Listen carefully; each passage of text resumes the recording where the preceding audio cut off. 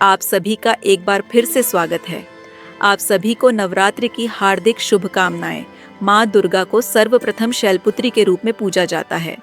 हिमालय के यहाँ पुत्री के रूप में जन्म लेने के कारण इनका नाम शैलपुत्री पड़ा।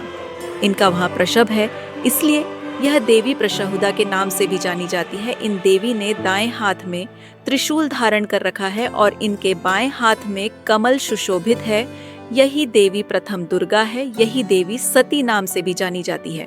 इनके पीछे एक मार्मिक कहानी है।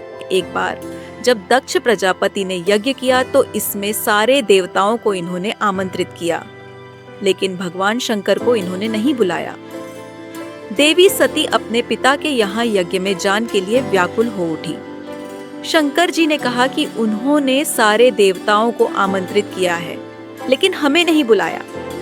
ऐसे में वहां जाना उचित नहीं है। लेकिन देवी सती का प्रबल आग्रह देखकर शंकर जी ने उन्हें यज्ञ में जान की अनुमति दे दी।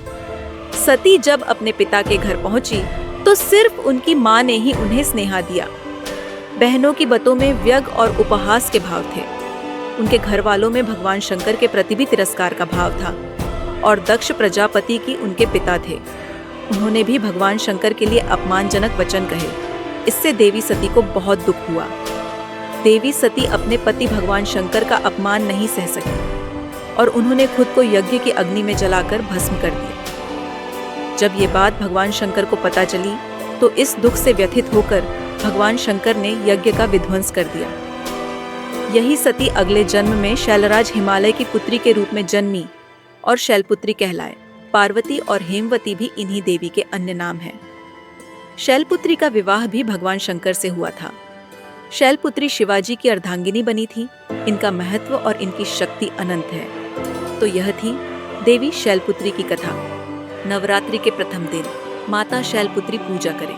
लकड़ी की चौकी पर लाल वस्त्र बिछाए और इस पर माता शैलपुत्री की तस्वीर रखें। इसके बाद हाथ में लाल फूल लेकर शैलपुत्री देवी का ध्यान करें और इस मंत्र का जाप करें। ओम ऐं ह्रीं क्लीं चामुंडाय विच्चे, ओम शैलपुत्री देवी नमः। और इसी मंत्र के साथ हाथ में लिए गए फूल को माँ की तस्वीर के ऊपर छोड़ दें। इसके बाद माता को भोग लगाए और उनके मंत्रों का जप करें। माता के मंत्र का 108 बार जप करें। इस प्रकार माँ शैलपुत्री पुत्री की कृपा आप पर बनी रहेगी। ये कथा आपको कैसी लगी कमेंट करके जरूर बताएं और साथ ही मेरे चैनल स्टोरी वॉइस को सब्सक्राइब करना ना भूले। धन्यवाद।